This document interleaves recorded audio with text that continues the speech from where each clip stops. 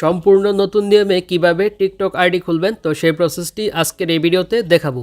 এই নিয়মে TikTok ID খুললে আপনার টিকটক ভিডিও ভাইরাল হওয়ার চান্স অনেকটাই বেড়ে যাবে। সঠিক নিয়মে কিভাবে খুলবেন চলুন দেখিয়ে দিচ্ছি। Welcome back. তো ফার্স্ট অফ অল আপনাকে যে কাজটি করতে হবে, আপনার ফোনের প্লে স্টোরে চলে যেতে হবে। তো আমি জাস্ট এখান থেকে আমার ফোনের প্লে স্টোরটি ওপেন করলাম। তো ওপেন করার পর এখানে আপনাকে সার্চে লিখতে হবে টিকটক।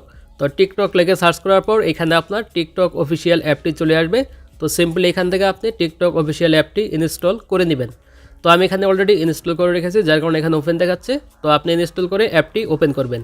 তো ওপেন করার পর এখান থেকে জাস্ট আপনাদের সামনে এরকম একটি ইন্টারফেস চলে আসবে। তো এখানে দেখতে পাচ্ছেন ওয়েলকাম টু টিকটক। তারপর এখানে নিচে দেখতে পাচ্ছেন এগ্রি অ্যান্ড কন্টিনিউ লেখা আছে। তো এখান থেকে এগ্রি অ্যান্ড কন্টিনিউ এখানে ক্লিক করে দিবেন।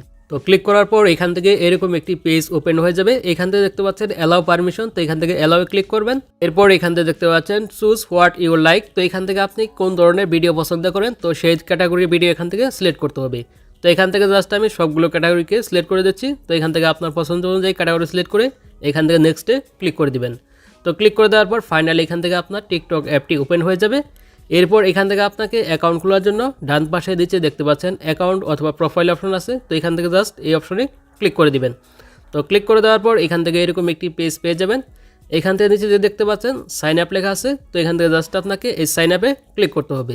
তো ক্লিক করার পর এখান থেকে দেখতে পাচ্ছেন সাইন আপ ফর টিকটক। তো এখান থেকে দেখতে পাচ্ছেন use phone or email, continue with Facebook, continue with Google.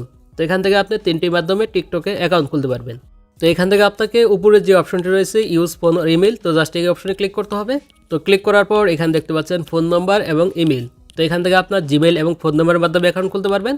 তো আপনি যদি ফোন নম্বরের মাধ্যমে খুলেন ফোন নম্বর দিবেন, আর যদি জিমেলের মাধ্যমে খুলেন তাহলে জিমেল সিলেক্ট করে এখান থেকে জিমেল অপশনে আপনার জিমেলটি দিয়ে দিবেন। তো এখান থেকে আমার ফোনে থাকা একটি জিমেল দিয়ে তারপর এখান থেকে নিচে আপনি কন্টিনিউতে ক্লিক করে দিলাম। আপনি যদি ফোন নাম্বার দিয়ে খোলেন তাহলে ফোন নাম্বার দিয়ে কন্টিনিউতে ক্লিক করবেন। তারপর এখান থেকে এরকম একটি পেজ পেয়ে যাবেন। এখান থেকে দেখতে পাচ্ছেন ক্রিয়েট পাসওয়ার্ড। তো এখান থেকে আপনার টিকটক আইডির জন্য 8 সংখ্যার পাসওয়ার্ড দিতে হবে।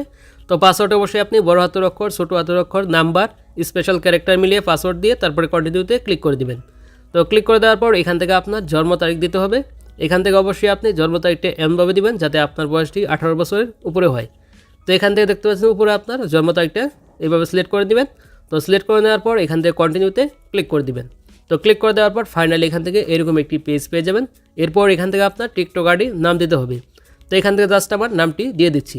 তো এখান থেকে আপনি যে নামে টিকটক আইডি খুলবেন তো সেই নামটি দিয়ে এখান থেকে দিচ্ছি আপনি কন্টিনিউতে ক্লিক করে দিবেন। এরপর ফাইনালি এখান থেকে আপনার টিকটক আইডিটিও ওপেন হয়ে যাবে। এরপর এখান থেকে জাস্ট আবারও আপনি এই প্রোফাইলে ক্লিক করে দিবেন। তো ক্লিক করে দেওয়ার পর এখান থেকে জাস্ট আপনার টিকটক আইডিটি দেখতে পাবেন। তো দেখতে পাচ্ছেন এখান থেকে আমি যে আইডিটি করলাম তো সেই আইডিটি এখানে চলে আসছে। এখান থেকে দেখতে পাচ্ছেন এই যে প্রোফাইল পিকচার সিলেক্ট করতে হবে, এখান থেকে নাম দেখাচ্ছে।